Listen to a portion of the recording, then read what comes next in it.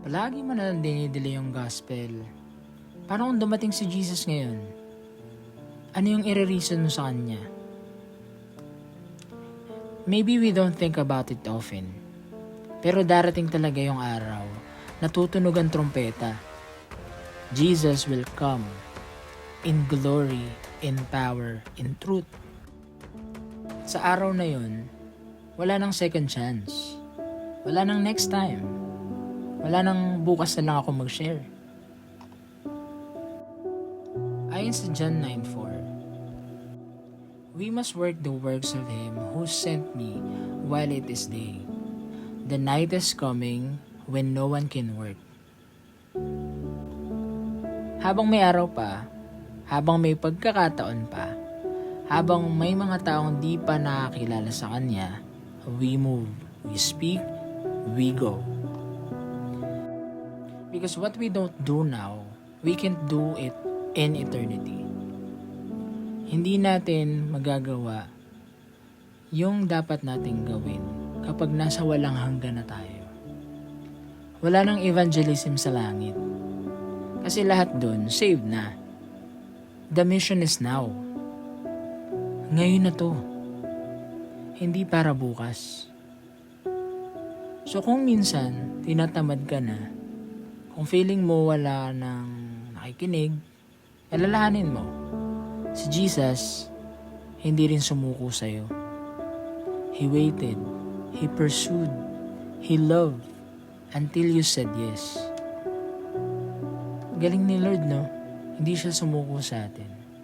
Kaya wag din tayo susuko sa pagbabahagi ng kaligtasan. Now it's our turn. May mga taong naghihintay sa yes natin. Maybe your office mate, your friend, your sibling. They look okay, but are they really okay? And maybe, ikaw ang pinili ng Diyos para magdala sa kanila ng pag-asa. Jesus is coming again, soon. And when He returns, may we be found faithful, not fearful. May we be found moving, not hiding. May we be found sharing, not staying silent. Because when the sky splits open, we won't regret the moments we obeyed Him. We'll only regret the times we stayed quiet and disobedient. So habang may oras pa, habang may hininga ka pa, let's live like it matters. Let's share the gospel like it's our last chance. Because someday, it really will be. Hayo tayo. Let's go while it's still day, before the sky splits open. Pray tayo. Lord Jesus, salamat po sa paalala na babalik ka. Tulungan mo akong mamungay ng may layunin, mag-share habang may oras pa, at maging tapat hanggang sa pagbabalik mo. Gamitin mo ako, Lord, hindi bukas, kundi ngayon. Sa pangalan mo, Jesus. Amen. Ayan, maraming salamat kapatid dahil nasa day 5 ka, and kung nakompleto mo, congratulations. Pero kung hindi, okay lang. You can look back yung day 1 natin sa ating Hayo Tayo application. You're always welcome dun, mga kapatid. Kahit anong denomination ninyo, kahit anong edad ninyo, or hindi kayo naniniwala kay Jesus Christ, or iba yung pananampalataya ninyo, you're all welcome to listen and makipag-join, makipag-usap and fellowship sa ating mga members sa Hayo Tayo. So, Hayo Tayo is a safe space, a digital safe space, community para sa mga ministers na napapagod na.